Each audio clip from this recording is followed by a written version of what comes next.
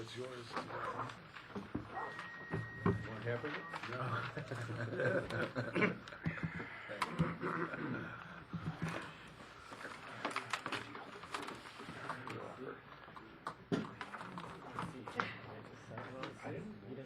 Okay, it's that. Lights, camera, action. We're ready. Good afternoon, everyone. Welcome. We first start off with the Board of Canvassers, the New York State Board of Elections, and then the second portion of our meeting will go into the regular meeting, and we'll all introduce ourselves, but we'll take care of just one item of business, if we may. Number one, the certification of election results for the November 5th, 2013 general election. We are voting to certify the results. We have a motion. I move that we approve the certifications drafted by the staff, which have been circulated for our signature. Second. Second. Second. Aye. All in favor? Aye. Aye. Opposed? Carried. Thank you. Now we will go into the meeting of business.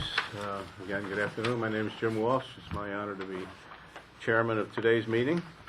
And if we may, we can introduce our fellow commissioners and everyone around the table, and our guests. Please indicate where you're from, because we know this is a special day. So Douglas Kellner. Evelyn Aquila. Gregory Peterson. Todd Valentine. Kim Galvin. Paul Collins. John Conklin. Tom Connolly. Dave Loomis. Joe Burns. Anna Savitsra. Bill McCann. Bob Brem. Your Honorable Stanley Zalen.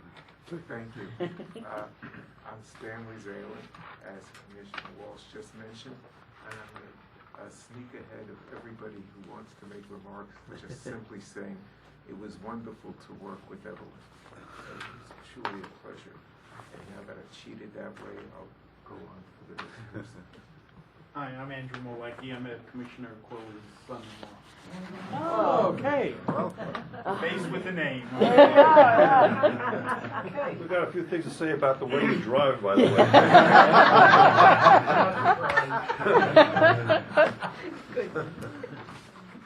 Dennis Ward, Commissioner at Erie County Board of Elections. I'll just throw my bid in. I know Commissioner Aquila has been here since I was a commissioner, and I think we can always say that she was a common sense commissioner. Not that there aren't other common sense commissioners. Unlike the other three.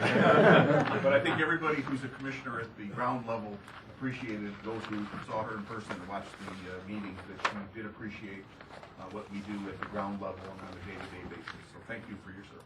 Oh, you're welcome. So welcome. Amy Allo, League of Women Voters of New York State. Tom Mulkey, former executive director of this wonderful organization, the State Board, and just came to wish my very best to everyone we worked for many years together, and had some great times and good times and bad times and in between times, but I just want to wish you the best. Thank you very much.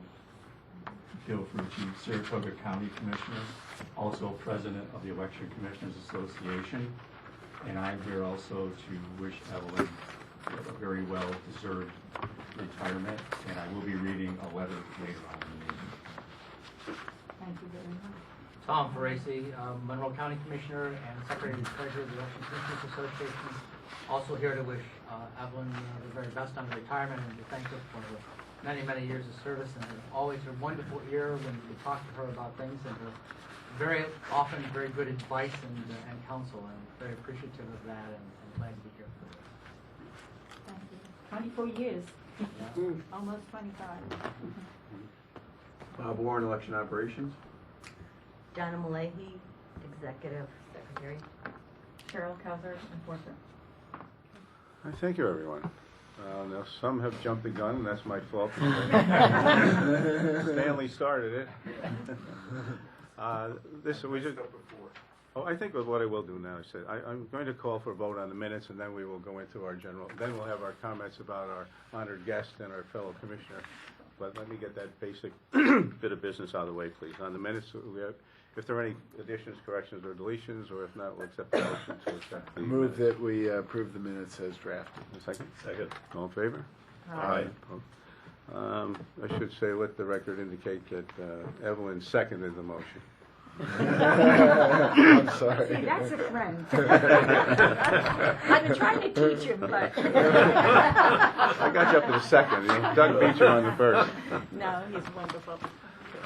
Now I'd like to pause before we get into our formal meeting, and I'll go around the room, so we do have some sort of a formula here. So, I mean, not the people at the table, we'd be last, but back to Stanley. Stanley, if you have anything further. Anyone like to make a presentation? Mr. Chairman, I'd like to start with our own motion and Okay. resolution that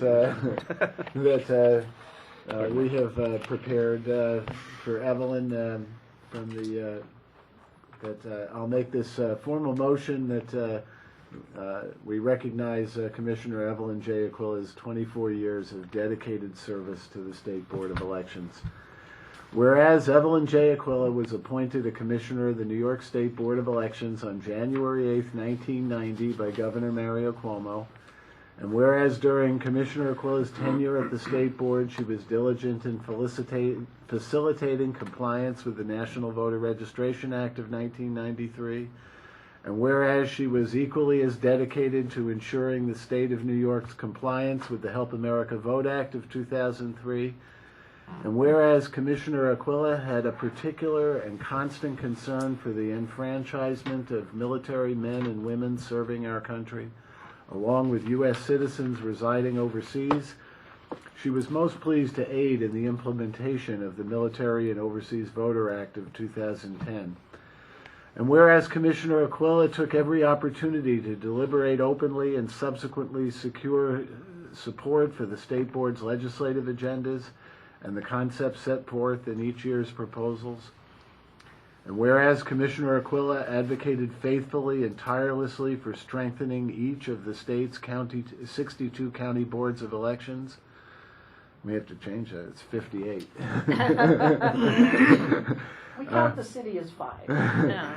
Whereas Commissioner Aquila visited poll sites during each election held during her tenure at the State Board, witnessed firsthand the varied Election Day experiences of her New Yorkers, and shared her findings with a constant eye toward improving those experiences.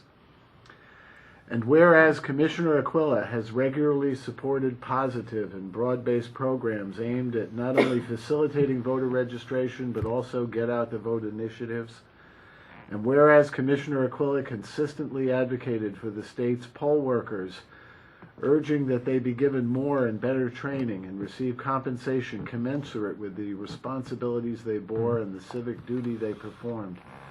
And whereas Commissioner Aquila's deliberations of and support for each of her decisions had as a foundation common sense. And whereas Commissioner Aquila's counsel was sought by many of New York's election administrators, each of whom appreciated her attention to their issues. And whereas Commissioner Aquila maintained not only her integrity, but also a complimentary and healthy sense of humor, which helped so many in New York face many difficult election-related issues. And whereas Commissioner Aquila's support of State Board staff was steadfast, as too was their appreciation for her efforts on their behalf. And whereas Commissioner Aquila had given so much to ensure the State Board was engaged, viable, and diligent, while always being concerned for each voter, each vote cast. Now, therefore, be it resolved that an appreciation for all of that which is mentioned in this resolution, and more, the New York State Board of Elections extends to Commissioner Evelyn J. Aquila its most heartfelt appreciation for her personal and professional contributions to the board, to election administrators throughout the state, and to voters everywhere. So I move our resolution. I'll second it. All right, and maybe hold it up and present it to May I everyone. say something very briefly? Why don't you wait till everybody's Yeah, what? if it's You know, a lot to take in. So Everybody doesn't have to say something. well, we will later on. But Evelyn, thank you. Thank you so much. I get a Thank you. kiss though.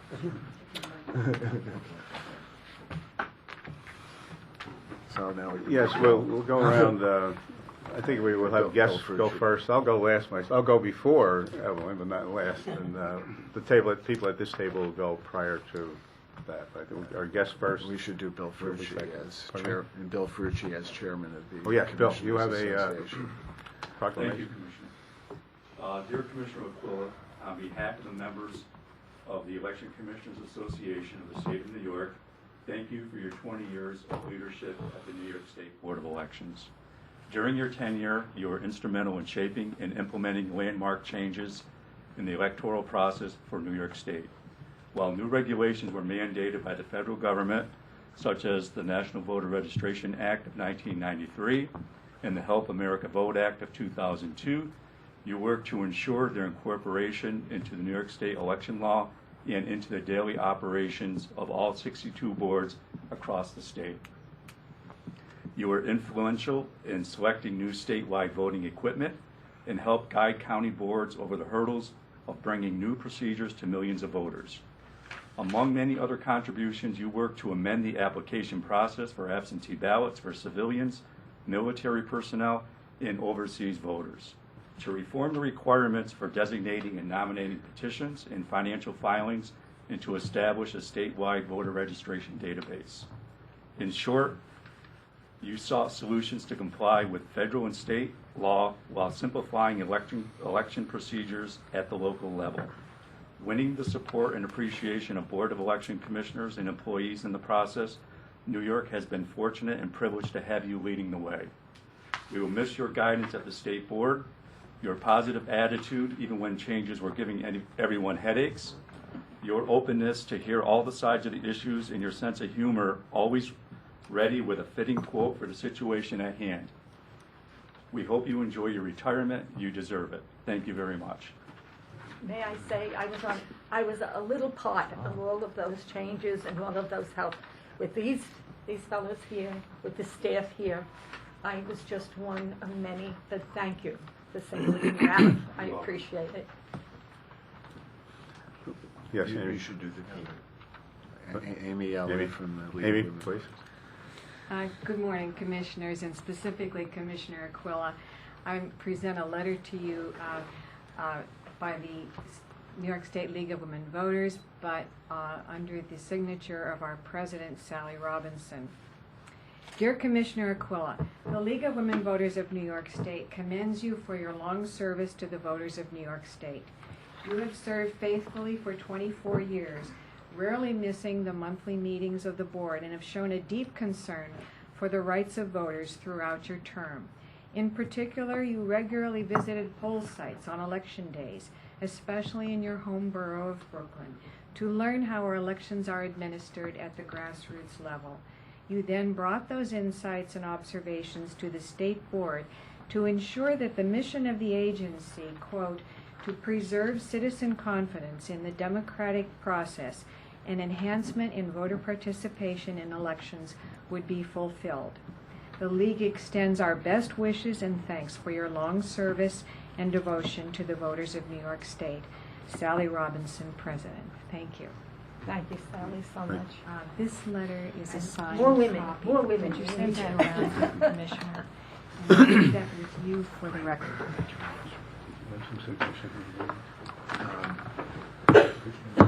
You gonna do the governor? There are a few individuals who aren't able to be here but sent their words of appreciation. One I'd like to read is from Governor Cuomo. I am proud to offer my warm congratulations as you retire as Commissioner of the Board of Elections after nearly 24 years of exemplary service. For over 2 decades, your leadership, knowledge, and experience have made you an invaluable asset to the Board of Elections and your fellow New Yorkers. With tireless commitment, you have helped ensure the integrity of our state's elections while providing a model of public service and leadership to others across the state. On behalf of all New Yorkers, thank you for your many years of dedicated service. You have our very best for a happy and healthy retirement. His father appointed me, Mario Cuomo appointed me, and I've known the government since he was fairly a teenager, fighting for his father to get elected. And I'm very thankful that he remembered me today. And I send my best wishes to the whole Cuomo family. Father, his mother, and his family. Evelyn, Christine Quinn, the Speaker of the City Council, and the City Council have also done a proclamation, and it's a very nice nice one that they gave. It's so boring. Well, let me just say that they added a couple of things in here that we haven't talked about. They talk. Well, I'll just read the first whereas because that's new. Evelyn Aquila, a Brooklynite for most of her life, has truly proven herself as one of New York's great public officials.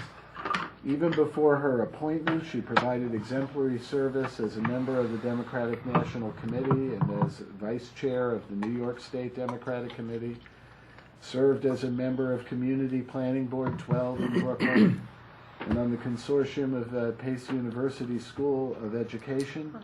And as we know, one of your most courageous activities as president of Community School Board 21. And she continues to support many other civic, educational, and professional organizations to this day. And then it goes on at great length to recite your accomplishments as elections commissioner, many of which we've heard about already. Well, So, Board 21, we integrated, it was at the beginning of integration, and none of the school districts in New York City, I guess we're ready for it, but we integrated Coney Island and the children from Coney Island. We made some missteps. I was president of the board at the time, but it was, I got white feathers in the mail. I was told I was being watched all the time by people who were very unsavory. So it was a scary time, but all of us on that board, we had such courageous people. We did what we were supposed to do. And we even got noticed by the President of the United States privately for our efforts in behalf of integration. So I've always been very proud of that. You have just a few more Sure. quickly. I won't read the whole letter, but Speaker Silver sends his best. Oh. And I'll point out that which is different than what we've already said. I think one of the most important items that people probably don't know is that you're the longest tenured commissioner we've had in the history of the Board of Elections. So that is certainly, I came to election administration in 1991, so I don't know a state board without you.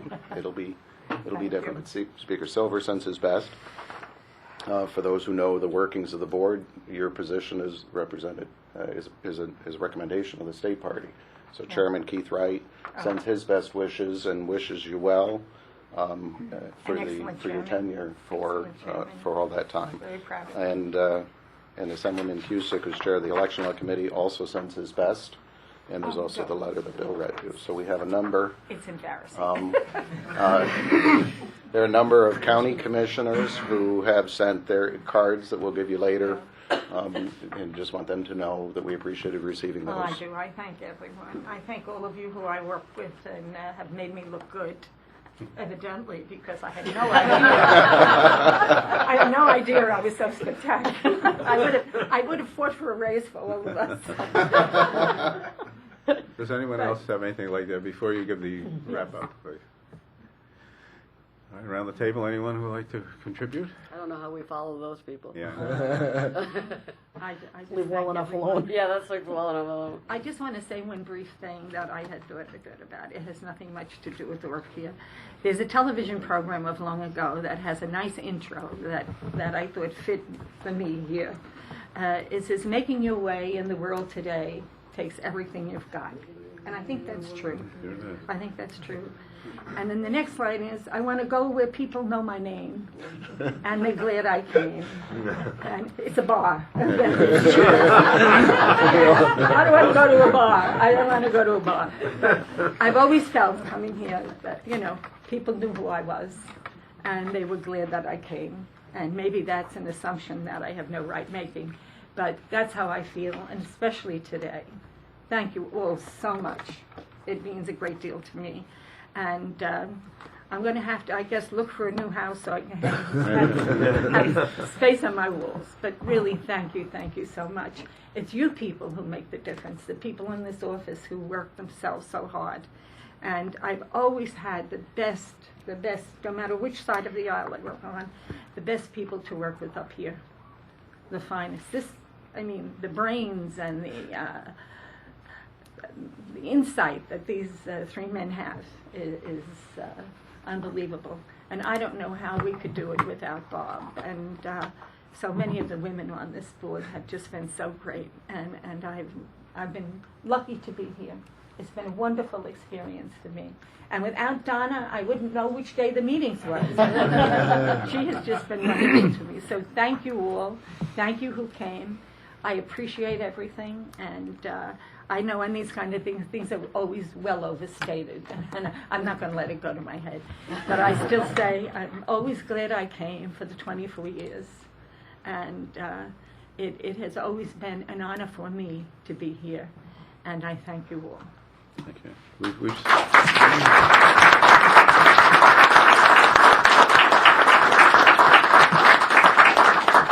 I don't think we're totally finished. I think Greg came with an hour speech. He'd like to give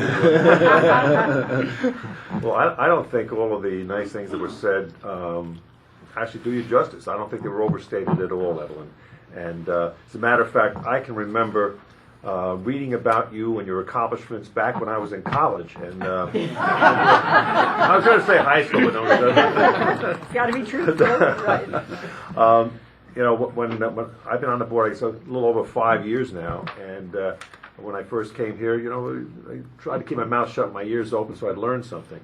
And one of the things I'd like to observe were the way people acted and how they reacted. And you have been a teacher just by your actions. And what you have done, in my mind, you had a soft spot for each of the separate county boards and what they have to go through on a day-to-day basis. Those were the things that you brought up all the time. You had a real soft spot for the staff here who worked very hard. You've always praised their diligence and their good work. You had a soft spot for the individual voter who comes out and whatever travails they have to go through to get to the voting booth and get it accomplished within a reasonable period of time.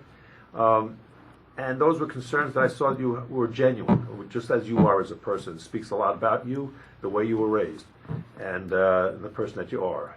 You have been a delight to work with, and it's been my pleasure to serve with you. Well, I worked for the Diocese of Brooklyn for almost 25 years. That's where it came from. And Bishop McGovero, I worked directly for Bishop McGovero as one of his administrators, and it was a wonderful experience there too. God has been very good to me, and I tell him that every night. And all of you have been also very good to me, and I appreciate it so much. Well, I have a couple things to say. At least I have another Irishman. Yes, Because my name is Aquila, but Farrell is my maiden name. And I see another Irishman over there. And you can follow me. I don't want to be last in this. And I'm just writing down some notes. Everything has been said. I'm sure this can be said. I'll just put a different spin on it, I suppose. I think the ending of your remarks showed the great humility that you have. With all the fine things were said about you, there was no puffing up your chest and saying, yeah, I did a great job, didn't I? I think it was quite the opposite. And, often you are the voice of reason, and sometimes that's very necessary among some of us, sometimes when we have our very difficult decisions to make. You're always the peaceful one, the calm one, the reasonable one, and sometimes maybe it's my Irishness that made me a little bit more excited than was necessary. And your humor was always there. It would help calm things down if things were a little bit sticky, that you would always have something funny to say or something humorous to say that helped to make the point, but yet keep the decorum. You're a woman of family and government. Your involvement in the government and the community and your church, again, attests to the type of person you are. And I guess all in all, I'd say you're always a lady, a very special lady. And something I've never done, but I just found a card that I like so much that rather than just plain give it to you, I'm going to read it. There's just some nice words in here I think that would, I think everyone would feel the same. It says, celebrating your success as you retire. Time is not measured by the passing of the years, but by what one does, what one feels, and what achieves. By Nehru. Retirement is a very special time for you, a time to celebrate all you've accomplished, a time to feel proud of your hard work and dedication, a time to celebrate and you've done everything you are yet to be. Congratulations and best wishes for the years ahead, and everyone, I wish you the best of happiness and health You will be really missed. I know it's always said you'll really be missed. You'll be missed, particularly by me. We've had quite a few years together Yes. here, and we have all gotten along well. Republican and Democrat, whatever it may be, there's been that common ground that we've had that's made us work together, made us accomplish what we're here for, to do the job for the people of the state of New York. You're a great lady and a great public official. I'm glad my son-in-law is here to hear all of this. What he said, hey, Mom, ordering a transfer. Yeah.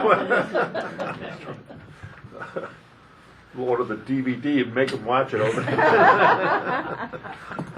Is there any family comment you would like to make in public or no? Yes, I'm sure. Thank you. Thank you for being here. And thank you for sharing her with us. The great lady. Okay, ladies and gentlemen, we will go to our agenda for the day. Under unit updates, Executive Robert Brem and Todd Valentine. Oh, the mundane work of government. Well, I mean, the biggest thing is we continue to work as we enter the end of the fiscal year. We're still struggling to get the exact amount of where we are with our budget from both OGS and the Division of Budget. We were able to at least extract that our HAVA funds are better than we had anticipated as far as getting the numbers, because with the changeover to the state financial system, I'm not saying money was lost, but the ability to tell us how much we have as we go through the year has been a bit of a struggle. So, and that's a little hard to estimate when you don't know how much money you have.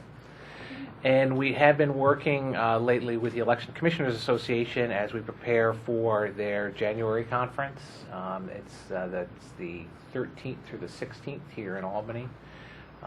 We have a program committee meeting on Monday, and we met with both Commissioner Freese and Fucci yesterday about some of the logistics for the rooms. And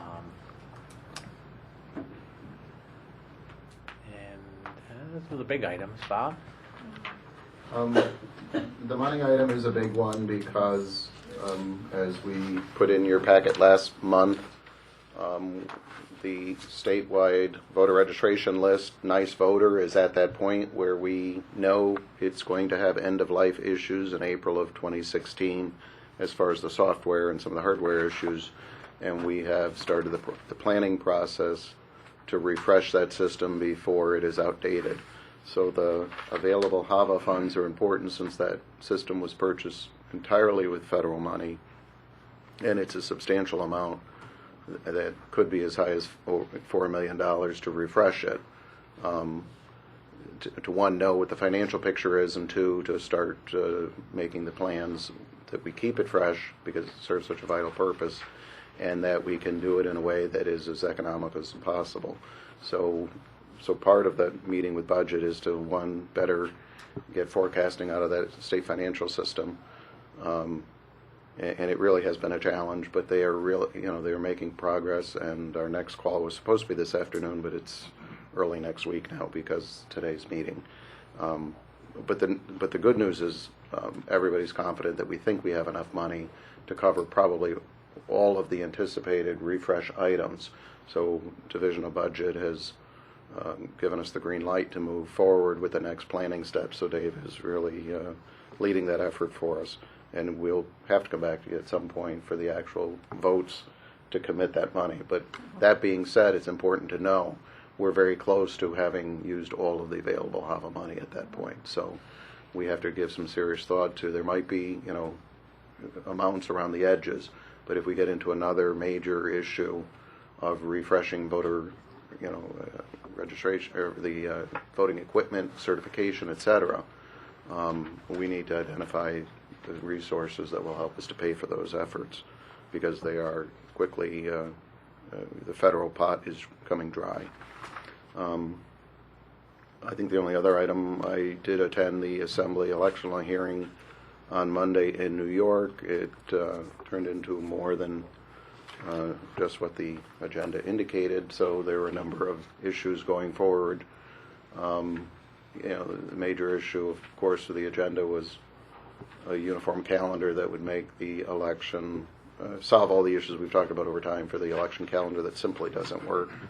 There also were other ideas to how to improve the election day operation, but there are a lot of questions too, and mostly from the suburban areas, Nassau, Westchester. At that session, of the use of voting equipment, the scanners particularly, in elections not administered by the Board of Elections. And there's a number of ideas out there to deal with that issue. We don't necessarily see that as an issue. We don't hear that as an issue in other areas of the state. It seems to be working well. So the coordination in those larger suburban areas, I think Nassau County itself has 34 villages. But they're in upstate with smaller staff. The boards are able to provide that assistance, whether they're administering that village election or not. But I imagine we'll hear more as the legislative session gets going. It was a long day, but there was a lot of interesting ideas that were shared there. If you just mention very briefly, I know that the executive directors sent a note to New York City responding about the Chinese ballot issue. I mean, initially the New York City ballots in Chinese had the same text for Proposition 4 and Proposition 5. The two Chinese employees have since separated from the City Board of Elections, but there were also statements publicly made that part of the fault for that was with the State Board of Elections. And you want to just explain what you did to investigate that and what the conclusion was? Sure. It started round one, I'll say, on Election Day, midday, when we heard that there was a problem with the ballot. And we immediately reviewed what we had submitted to them, and the fact that the city absentee ballot that was provided to military voters was correct, helped to reassure us that, and our review of what we actually submitted to the city as way of translation was correct. So we quickly relayed that information to the city board because it was in the press that it was the state board gave us the translation, and therefore the state board made an error. What appeared in that form of the question is they just put 4 and 5 together and put it and copied it incorrectly when they were making the election day ballot, although the absentee was correct. So that solved the election day issue. Last Thursday, we heard from the city board executive director Todd and I took the call, where they indicated he indicated that in their review of the issue, they thought the translation was still a mistake that the state provided with regard to Propositions 4 and 5, and that he asked us to look at it. And we did. We pulled our certification and examined it, and we could understand how they may think it looked the same, because Proposition 4 and 5, for those who don't follow the numbering, both amended the same section of the state constitution to do a land swap in the Adirondacks. So if you're and what we provide to them in translation form is the text of the law, the form of the question, and the abstract. So when you examine the text of the law, 98% of it is going to be exactly the same. And you will see, the mountains and the various communities in the Adirondack that over time that have been amended. But if you look at Proposition 4, it specifically provides the change to that only. And then if you look at Proposition 5, it provides the change to that only. So we responded to New York City in a phone call on Friday that was the result of our review, because we did tell Michael Ryan that we would get back to him on Friday, and then we followed up with a letter on Tuesday, just to provide it in writing. And I did talk to him about it briefly at the hearing. So the bottom line is that the state board's certification was correct. Correct. Any questions? Thank you. Legal, Kim Gallagher. Thank you, Commissioners. I really don't have much to add to our written report, except for to reiterate that we have started meeting on the legislative program, because I know that's important to Commissioner Kellner. And we've reviewed... It's important to everyone. Well, in particular, Commissioner Kellner. And we've, looked at what we can rehash from last year, and we also have some new ideas that we're putting forward and should have the packet to you shortly. or soon. Do you have anything to add? Yeah, I do. The proposed amendments for the 2014 federal elections are before Judge Sharp, awaiting his signature. All of the parties to the action have indicated that they have no objection to him entering another supplemental remedial order based on the calendar which we submitted. In addition to that, with regard to the amendments to our regulations, Part 6206 having to do with pole site accessibility surveys, and Parts 6210 and 6211, they have gone through Division of Budget Review and have been sent to the executive chambers for their action.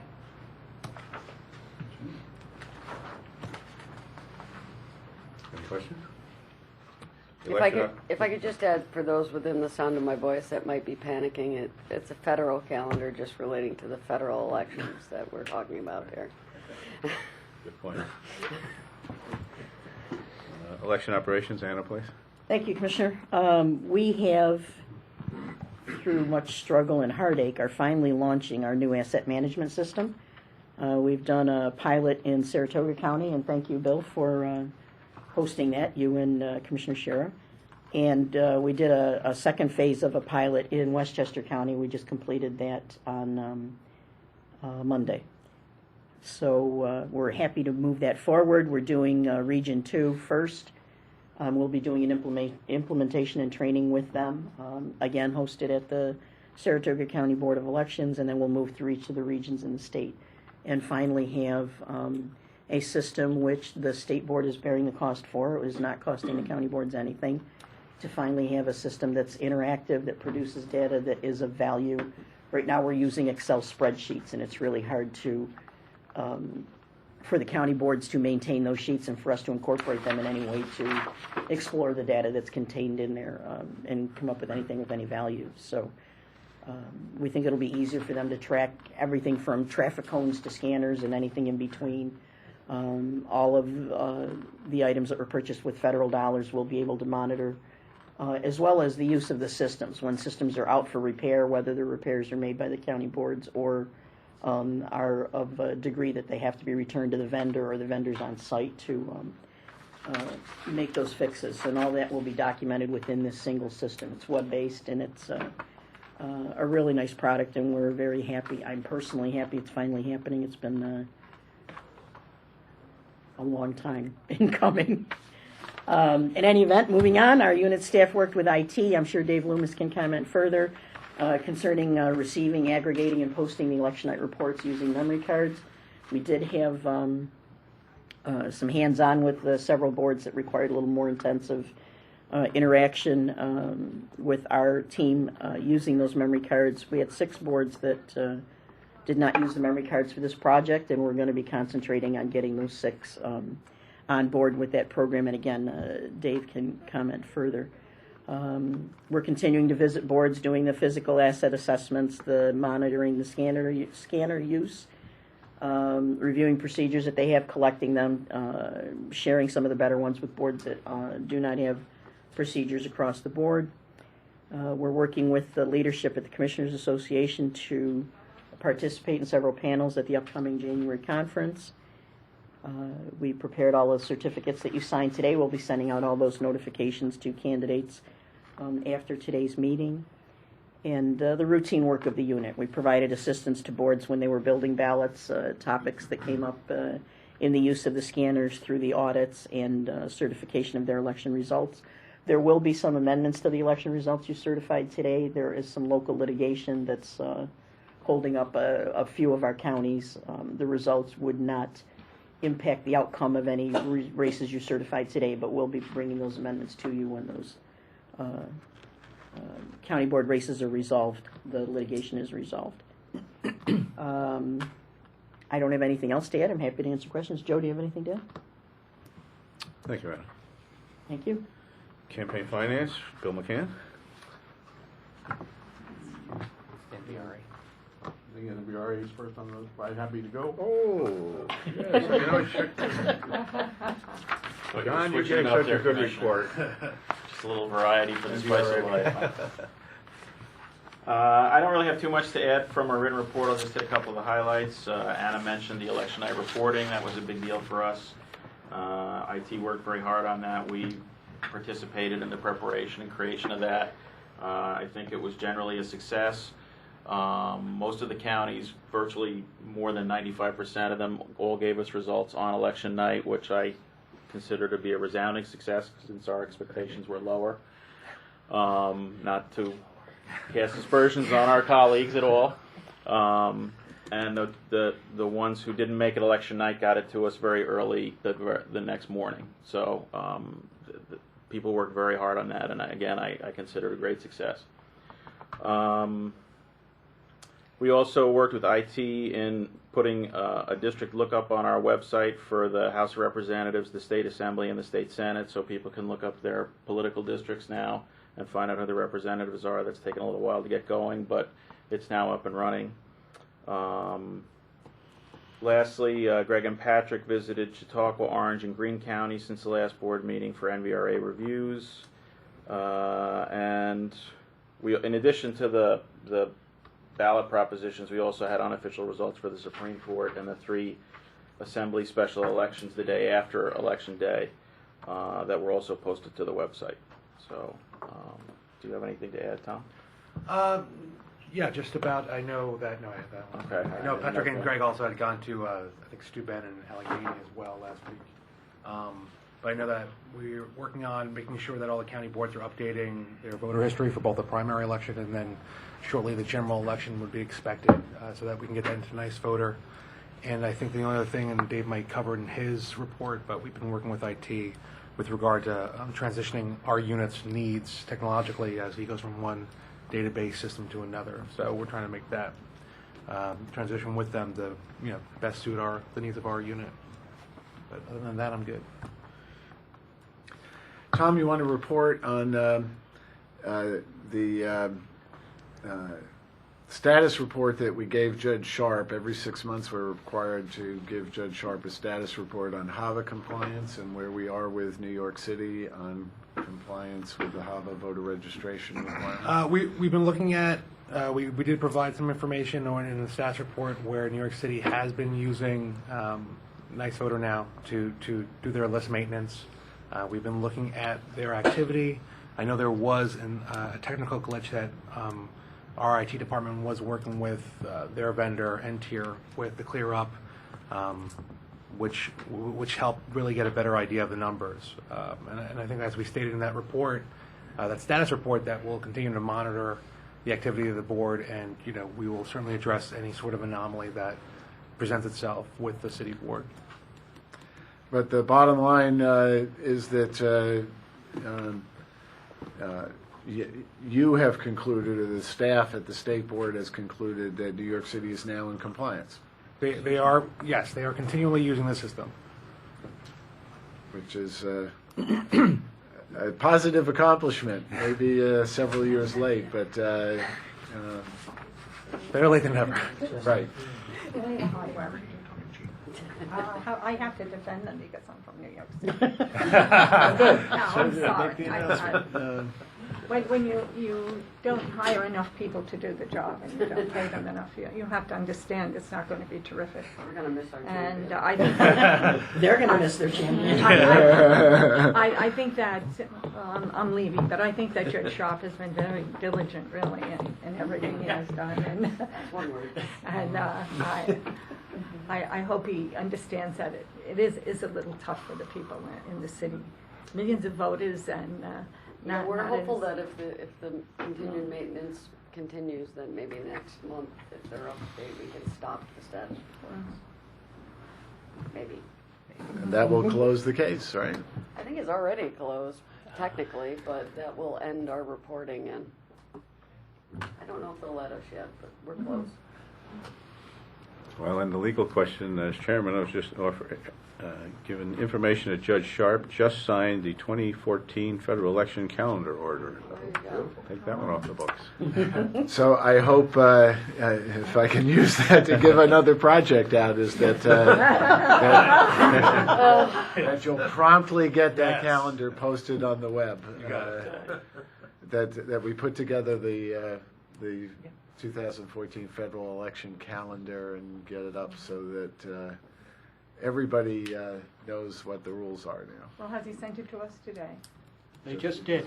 He just did, okay, I misunderstood. Commissioner, they have a wonderful federal system. Everything is electronic. And when Anna was speaking, I got it over the BlackBerry telling me they signed it, and I just printed it and signed. The federal court system is magnificent that way. Thank you for bringing it to our attention. Thank you, Paul. Campaign finance, William McCann. Thank you, Commissioner. Just to amplify some of the items in our report, taking processing at the board continues to be robust. This year we processed about 3,300 new registrations. We continued to do a large number of terminations. Our active filers to date, to keep you abreast of that, is over 14,000 now that we're assisting in processing. Our calls year to date, again for our call center, which is just a couple of folks, is over 13,000.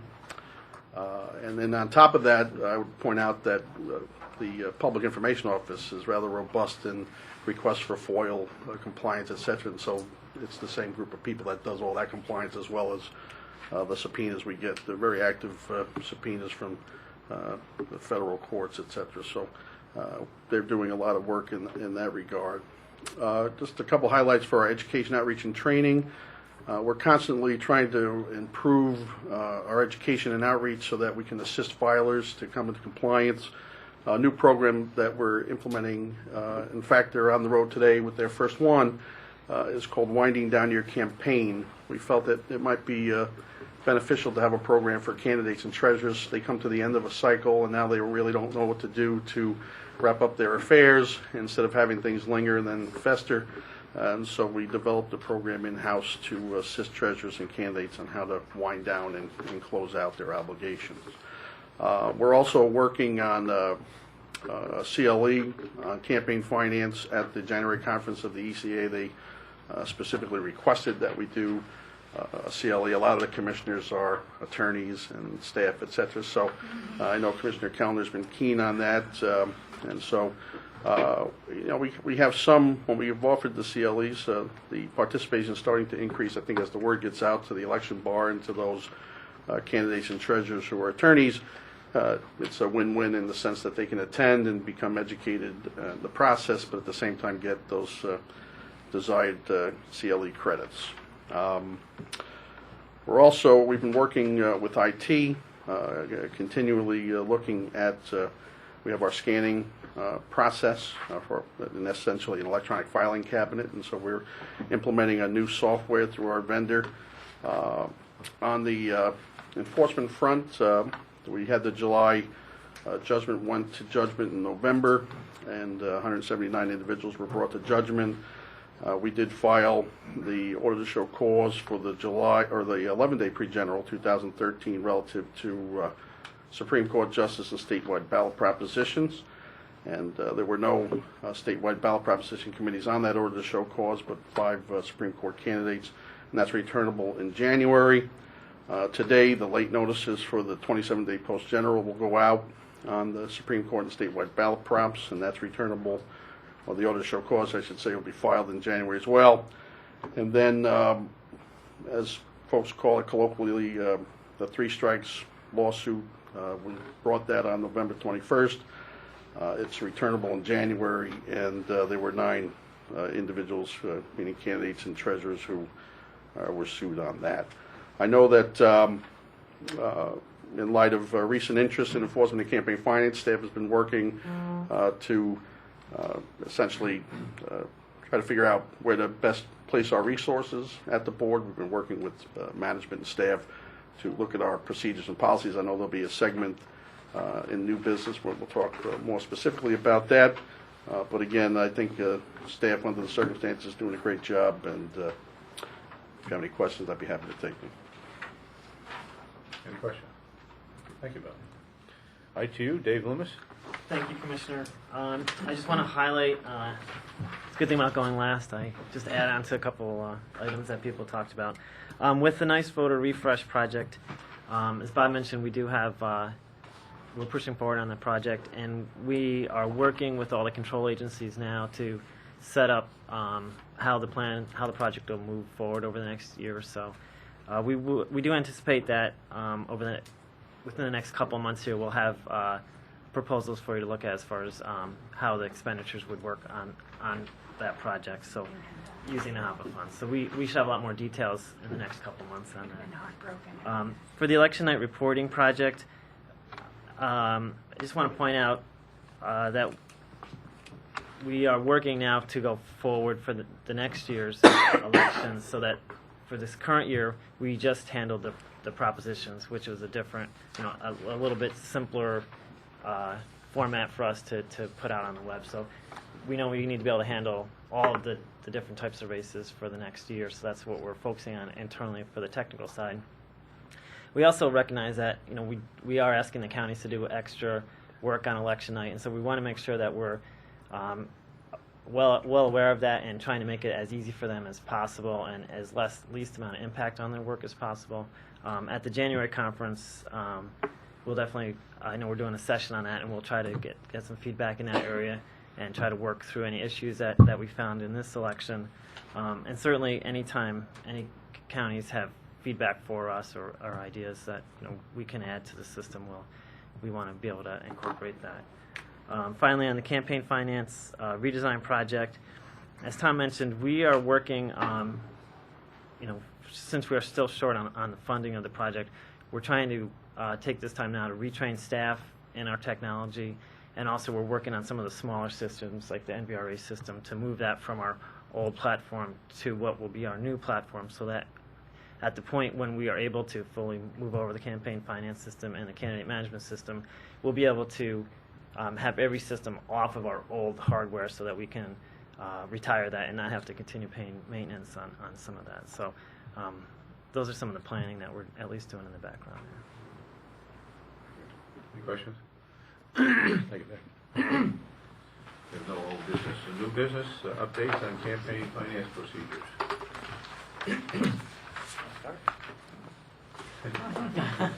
No fight. No, you. Flip a coin. Well, I mean, Bill was right. I mean, obviously there's an interest in this, and we're not gonna, we've been meeting, focusing on working with campaign finance, and our first area of focus was the one that had received some of the largest criticism, was the complaint process. And part of what we've been doing was, instituting I'll call it a management structure, whereby we sit with a committee that meets on a regular basis to get updates on the operations of the unit. And we've been focusing on right now, three key areas, I would say, and you could debate how many areas they are, but certainly one was, and is included in your report, was the complaint log, updating the process for that so that it's more inclusive and provides more accurate information, and then is also sortable. So it's bringing that into the 21st century. I mean, I know it's a small thing, but it's certainly one of those items that we can just address right away, and have already and that is underway.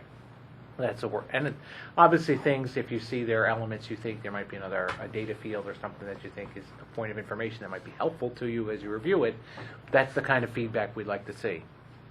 Now, related to that is also what we is often commonly referred to as the triage system. I mean, we've had various incarnations of that, but that's certainly something that we're working with as the management committee, working with campaign finance to make sure that it's not a first in, first out rule. I mean, as what we want to do is make sure that as anything comes over the door, in whatever format, whether it's email, mail, phone, probably not phone calls, or letters as they come in, that they get processed, but they get processed in a way that's not just, okay, you go in the line and wait there. It has to get processed within a very short period of time, and that goes to the third item I'll get to in a second, so that they're identified as things. If there are things that we can work out immediately, either a filing issue or something that takes can be dealt with or needs to be dealt with in an expedited fashion, for example, such as something that has to relate to a specific election problem that can be addressed by Ann in the election operations unit. Part of our triage system has always been there a little bit in the background, but we've been certainly working out to making sure that those get addressed. And related to that is the third major item, and again, it's still a work in progress. We still have some policy things that we're going to be coming back to the board with to make some determinations on as we go forward, but is to put in place, campaign finance has been around for a very long time, or enforcement, I should say. But one of the things that we really wanted to demarcate or make a difference in is, you can call it a process or a flow chart that we're developing to impose internal timeframes on ourselves, or guidelines really, because there's always going to be things that fall outside. There's always going to be exceptions to the rule. Just that's the nature we've learned in elections. Nothing is ever. We don't have standards. It's never exactly the same thing every time. There are always exceptions. But what we need to do is to make sure that this is true on an operational level, from the staff who gets the mail through to the staff that makes the initial review, to the counsel's office, to the election enforcement specialists that are participating in that they're aware of these time frames or expectations or guidelines that, again, we're going to come back to you with those, and we have some drafts that we'll share shortly or soon, to get a sense that we know we want it done within so many days, and that if we do send it to audit for review, that there's a process to circle back to make sure that loop was closed, or that the follow-up was done necessarily. And obviously, if a complaint is open, that there's a time frame, an expected time frame for you to at least address it to the board. Now, we understand facts may vary with a particular complaint, and it may take longer to resolve it depending upon the nature of the investigation. So I don't know that you could ultimately put an end date on closing a complaint, but there certainly has to be an expectation that things will move along, and that's where our focus has been. As I said, and Bob can add to this if he wants, there are still some open items that we're working on with our management committee, and that includes Paul and Kim as well as staff on the campaign finance unit, to help go through the process. I think putting the expectations as procedures, written procedures, that we can at least understand the process that should be taking place. We are working hard to come up with goals, which are the expected time periods, looking at the communications that go out to make sure they're clear to some treasurer or person, that there is a expectation that you'll bring this to fruition within a fixed period of time, to request that, and so that we actually have at least thought through the steps to ratchet it up from an initial communication, and then what are the steps where we will come back and say, we've contacted, because what we found is when we have the preliminary communication with people, a very high percentage of them come into compliance willingly. So we don't want to overuse resources where we have found that result has worked.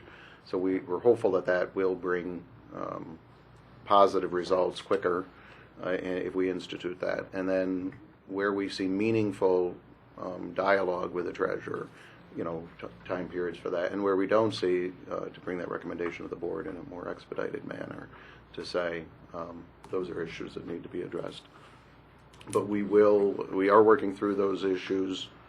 We're trying to create guidelines around those policy issues that we discussed at our last meeting, for confidential investigations during those times of year close to elections. We're still trying to work out some of those issues so that we can come back to you with a plan we hope to have that for you very soon. We do meet weekly, one for an overall steering process to get a status update, but then more often than weekly on the nuts and bolts of the issues, so that we can complete our review and try and provide a better direction and a more efficient use of our people.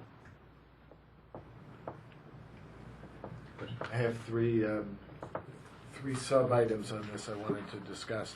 The first is one which is a policy decision that we have talked about at our last meeting, and I got the impression that the staff thought that this needed to be a commissioner decision, and that is my proposal that the next order to show cause commencing an enforcement proceeding would provide for service by ordinary mail, and I suggest certified mail,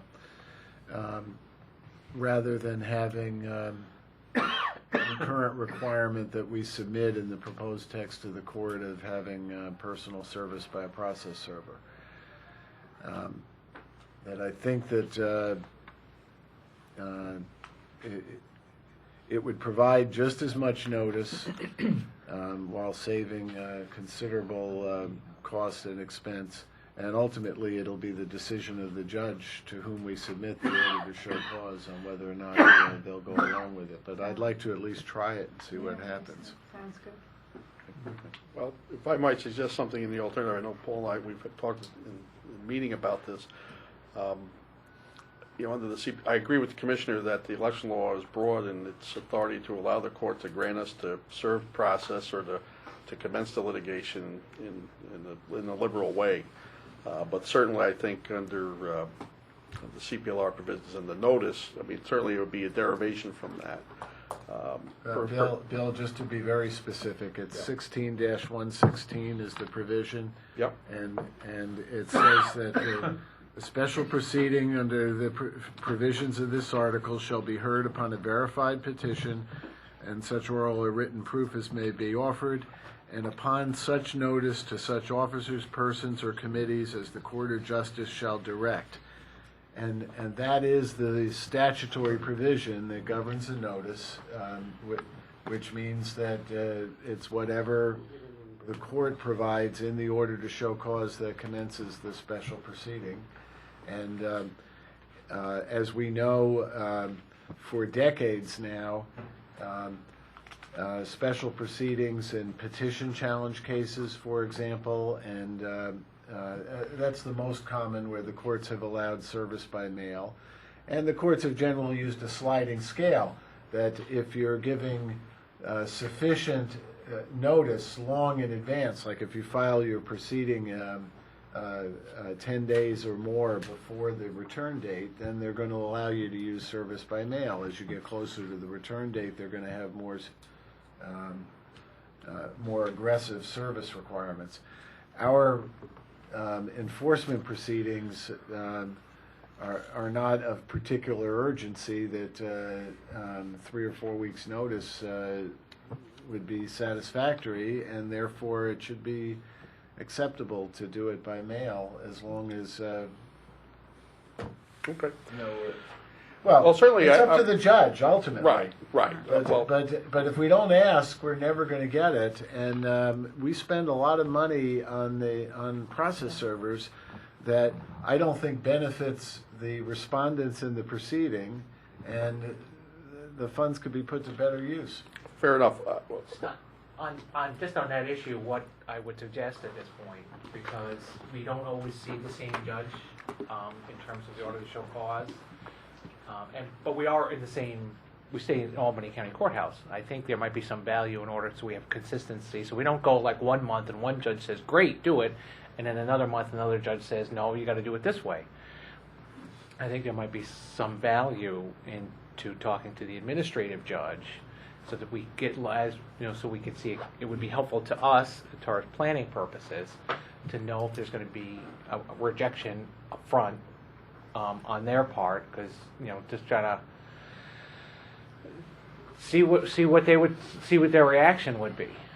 We're going to submit an order. Sure. Okay. I understand that, but you know, the I don't want mechanics- to leave it up to the whim of a particular judge. That I don't think we need to program get forward into the does. mechanics at the commissioner level. I was told that no one would even try this unless I got the commissioners to approve the policy change, and so I'm asking the commissioners to I don't see a problem. to do this. I'll support it. Do what you have to do, the right way. I think you're right, Bill, 100%. So, Mr. Chairman, it sounds like we have consensus Yes, that 4-0. we'll at least try this out And then the see judge what can do what he happens. wants. You know, And nobody's throwing it. Todd and Paul and Bill, we'll leave it to you on how to do it. All right. Should we make that vote so everybody knows we voted? I don't think everybody in the Well, room. it's All in fine. favor? Consensus, that's. Yeah. All right. The next issue I just wanted to raise was the interest policy again. I was very pleased to learn that in general now the staff has in fact been collecting interest as judgments are paid. There are still a couple of vague areas in our interest policy, and that I don't have a problem with the general rule that they proposed in the procedures where there are special circumstances and how that would escalate up to the directors of the unit to apply those special circumstances. But one of the things is they said that if somebody just sends in a check to pay an outstanding judgment, and it's for the principal in the judgment but doesn't include the interest, that we would take it. And it seems to me that there ought to be a deadline attached to that, so that if somebody has, one is a deadline. The deadline is arbitrary, but that ought to be in the policy on what the deadline is, and or an amount that if the amount of judgments exceeds some number, that we also wouldn't accept it without payment of the interest. And so I would just ask that we come to something on that. If I were just throwing out proposals, and as I say, I'm not wedded to any of these time periods, I would say that if they haven't paid the judgment within 6 months after notice of entry, that we'll take the payment and apply it to the interest and partial satisfaction of the principal. But they'll only get a partial satisfaction because they haven't paid the full amount that was due. That basically we'd give a 6-month grace period for payment of the judgment without collecting the interest. Somebody's going to go to court, you know that. And I think that's not Yeah, okay. well, I would think that's kind of open and shut, though. That, Yes, that's going to happen, right. We could be very picky, and say that because you're entitled to interest on a daily basis, so even if they're 1 day late, you're entitled to interest for that 1 day. But and that's the second point, is that in the policy it says if people call up, they tell them what the amount due on the judgment is, including the principal and interest as of the day that they call up. And I would suggest, again, that there ought to be a deadline on when we will accept that number without the accumulating daily interest. Again, it's an arbitrary date, but I would suggest 10 days. Could be 2 weeks. As I say, it's an arbitrary date, but there ought to be a policy so that, I'm not necessarily picky that, we have to get every day's interest when they pay. But if they call up and say, what's the number, and we tell them what the number is as of that day, and they don't pay it that day, that doesn't mean a year later we'll take that payment because they said, that's what. No, we have to have something written in paper. So I just suggest that be written out. If others have thoughts and want to talk about it, we could, and then I'll go into my next issue. All right. The next issue that I know Bob Brehm and I have talked about, but I don't think has worked its way into any of the drafts I've seen yet, is this issue of what our policy is going to be in terms of how we deal with people who don't comply with the filing part of the orders that we get at the same time we get the judgments for the fines. So the judgment has two parts to it. One part is an order to comply by filing the missing paperwork, and the second is a fine. Now, right now, in effect, what our policy is that we refer all these out to the DA, to DA Suarez in Albany County, with a single long list. And there were, I'm not sure I should say the comments were well taken in the Moreland Commission report, because I think they were very unfair in terms of holding us to a very high standard while somewhat blithely dismissing the fact that the DAs don't follow up on anything that we ever send them. But one of their comments was that we don't really we don't prioritize the cases for them, and that we don't really package them for them. So I have two thoughts on this. First of all, if we're going to continue the policy that our main mechanism for enforcing compliance is going to be through referrals to the DA, which to me is an effective policy, because what the DA has to do is a very simple misdemeanor proceeding. But that perhaps what we ought to do is spend a little bit of time to help the DA put together that misdemeanor proceeding. There are, in fact, several DAs in the state who have brought these proceedings. The forms are very simple, that perhaps we should just get the standard, and I'm not a criminal lawyer, so but the Information/complaint. Thank you, Paul. And that we should just give the DA the form and say here, and then attach, a little folder of the evidence that the DA needs in order to file that complaint and win a successful conviction. Because it is that simple to package, and that's why I take umbrance with what was in the Moreland Commission report on that, because if the DAs thought this was if they thought campaign finance enforcement was a priority, they certainly could have done it without a whole lot of effort on their part. But I don't think it's a significantly greater effort for us to at least send them the form that they need, which was implicitly requested in the Moreland Commission report. So that's one option that I'd hope we consider. The other option is for us to bring contempt proceedings, or to ask the DAs to bring criminal contempt proceedings. For us to bring a contempt proceeding, it's a little bit complicated, because we would have to prepare an order to show cause for each proceeding seeking the contempt, and I'm talking about doing it for civil contempt, where you get a $250 fine, and then if they don't comply with the fine, there's an arrest order. I think in the long run, the simpler process is to get the DAs to actually prosecute these. But I think the status quo, everybody's complaining about the status quo, and that maybe we ought to take a look at that. And I don't think it's so much work that we can't add it to the agenda, even though all of this stuff is one more straw on the camel's back in terms of projects we're giving to the campaign finance unit.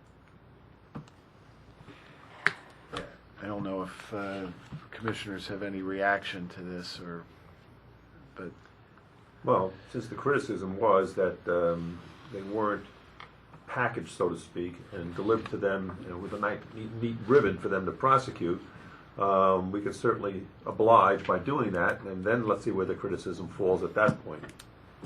So if we can do some of their spade work for them, send it over there, even prioritize some of the more egregious problems that we've had with these people, and send it over there, and then let's see what happens. I mean, I could count probably on one hand the number of prosecutions throughout the entire state when these things have gone to the DA, but Two hands. Two hands, sorry. Stretch a little bit, that's a long period of time, too. Right, that's correct. No, then, you know, it certainly would go a long way toward enforcement. I think that as soon as this happens a couple of times, all of a sudden the message will go out that, you know, you really have to comply with the law states. Just so I understand, option A, packaging, is what we'll look at first and see how that works, and then we'll come back to you with that result. Good. Just want to make sure.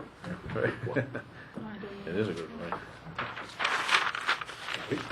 Yes, thank you. So, item B, discuss uniform interpretation regarding election law section 7-104 or 7-106 at the request of Commissioner Kellner. Paul, do you want to explain the two conflicting federal court cases? Or do you want me to do that? Should I do it? All right. Yeah, because you and I have difference of opinion on it. Well, the bottom line in this, which is fine. That's why we should talk about it. But the bottom line on this now is that you have varying interpretations from the county boards on the rules governing the assignment of ballot positions for independent bodies. And the root of the problem right now comes from the heading of 7-104. I'm sorry. Well, no, 7104 has the rules for ballot positions for independent bodies, but it has the heading that says it applies to voting machines. And 7106 does not have limitations on the lines with respect to independent bodies and does not have any heading that would suggest it applies only to voting machines. Our agency, if I understand this correctly, our agency has always said that 7104 applies to the scanners regardless of the language that said voting machine. There have been varying interpretations by the county boards. Most significantly, New York City has taken the position that 7104 does not apply to ballot scanner ballots. And the result of this is that we do not have uniform ballots statewide. And that can be a significant issue in the legislative and congressional districts that cross city boundaries. So that it The seems legislative are exempt by statute. They're uncombined. you're It's just the right. congressional It's one. just the congressional. And then statewide races too. So it seems to me that we should be setting a uniform policy so that it's the same statewide. And to me, I don't really care which one you go with, but to just say this is the one we pick and that we instruct the county boards to follow it. Does the law define a voting machine? No. And the city, frankly, the city policy in interpreting it this way is because the rules on rotating ballots in primary elections, that's in 7114,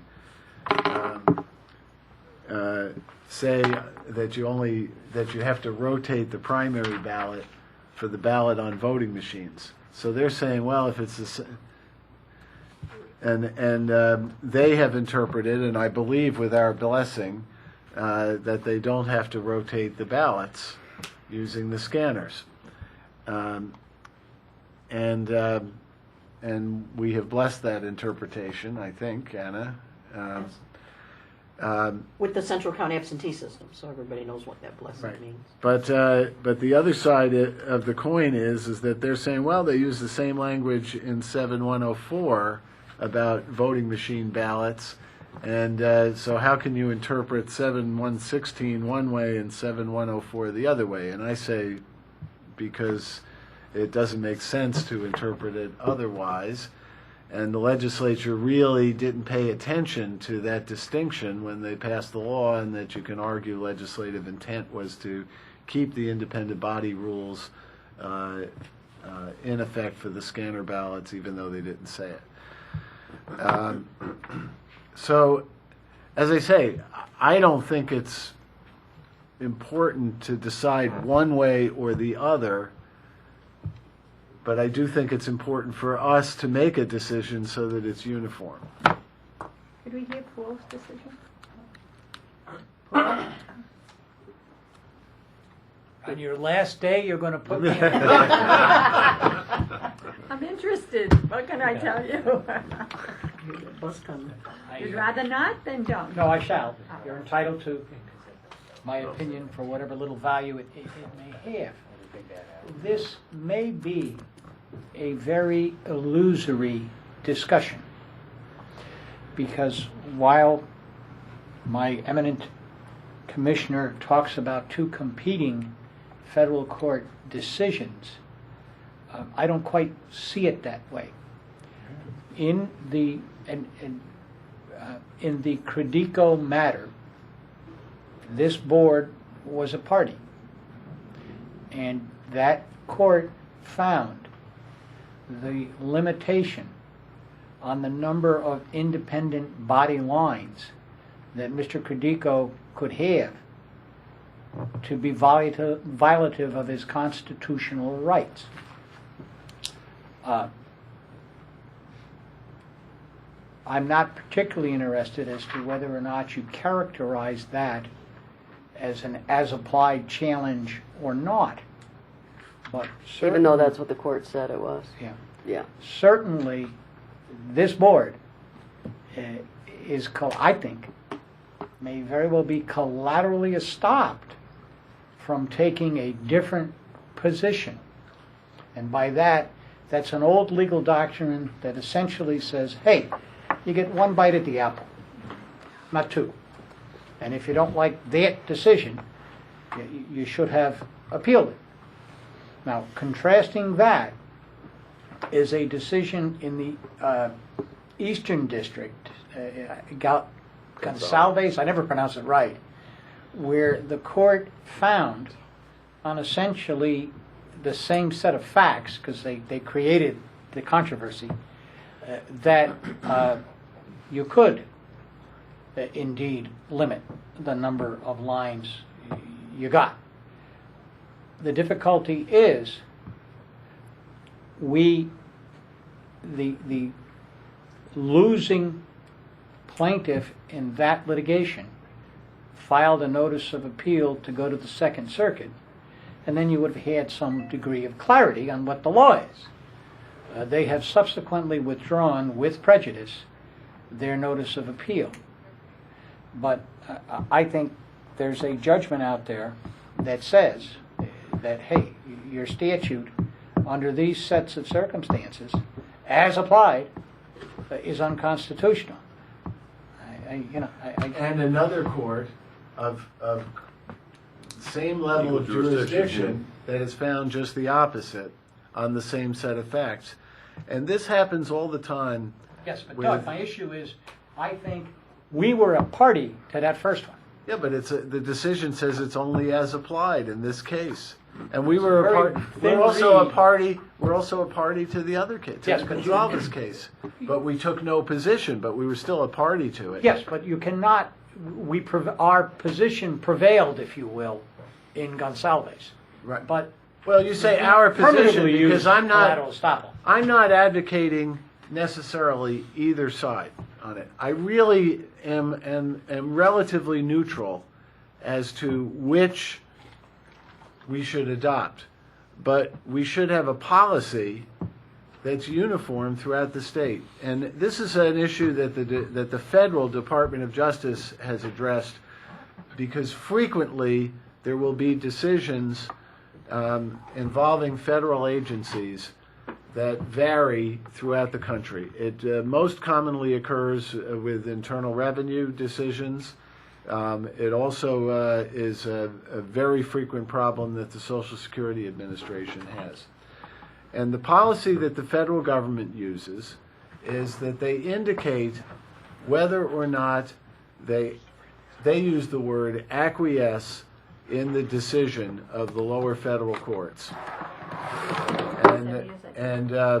So a lower federal court may challenge a policy of the agency and come up with a new rule, and the agency will indicate whether or not it acquiesces in that agency's in that particular federal court ruling, or whether it's going to continue to challenge that policy and wait until there's final resolution.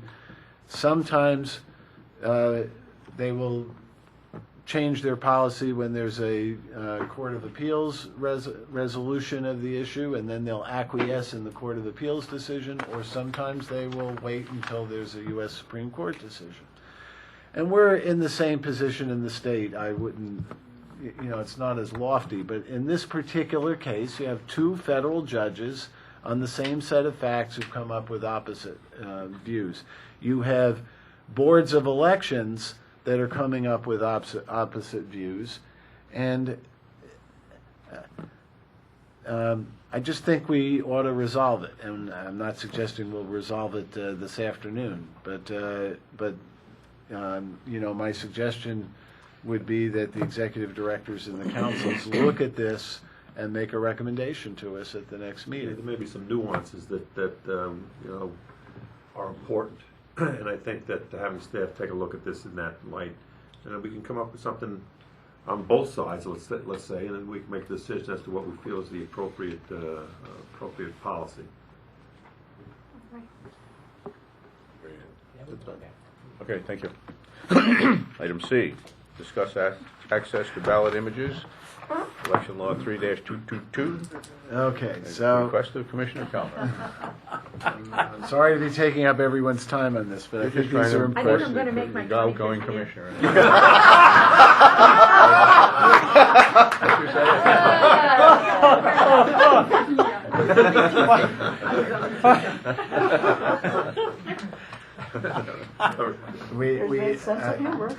I don't have to be long about it today, and maybe it's better that we talk about it at the next meeting. But no, I didn't mean that.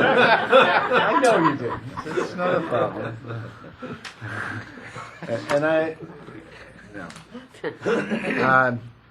And I'll start out with my bottom line, which is I think that after the election procedures have gone their course and certification has occurred, that the public should have access to the ballot images if they're so inclined. That promotes transparency, and I don't believe that the statute precludes that from happening.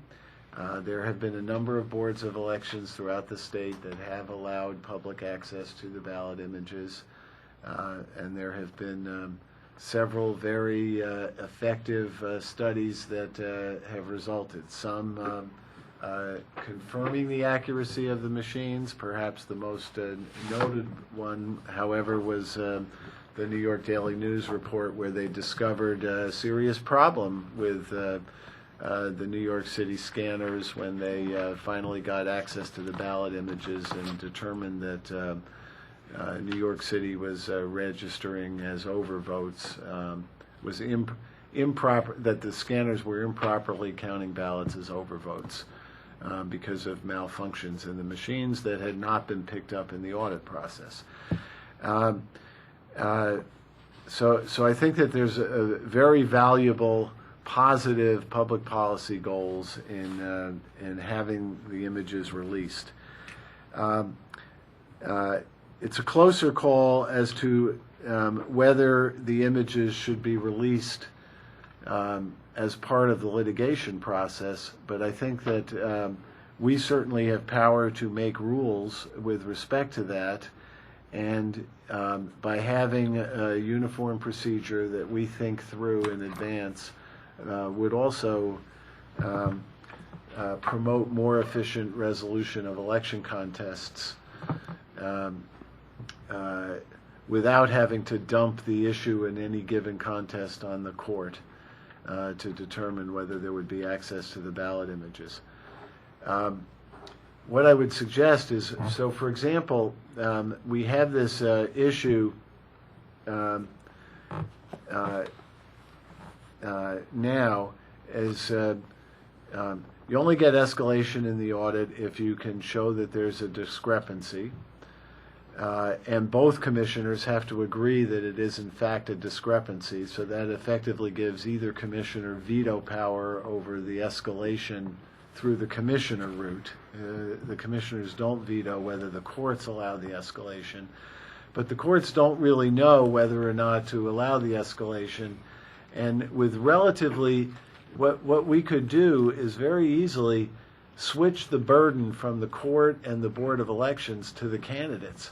If we gave the candidates access to the ballot images, the candidates relatively quickly can go through the computer and see whether or not that the cast vote record for the ballot image differs from what they perceive to be the proper way to count the vote. And then they'd be in a position to go to the court and say, look, we've found a dozen cast vote records that inaccurately reflect the voter intent on this particular ballot, and these ballots should be reviewed by the court.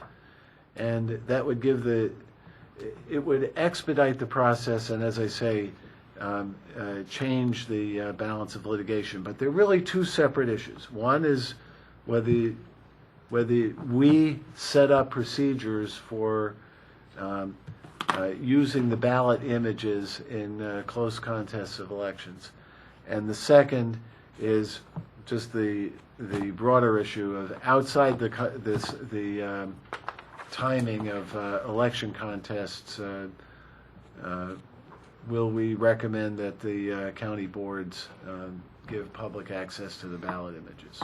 Which, as I say, I strongly favor, because I think transparency in the end is best for showing the public that the system works, or to the alternative, finding out where it doesn't work and where we need to fix it. Well, the other side of that coin is also that I'm all for transparency, and I think that's very important, especially as a board. That's our charge, so to speak.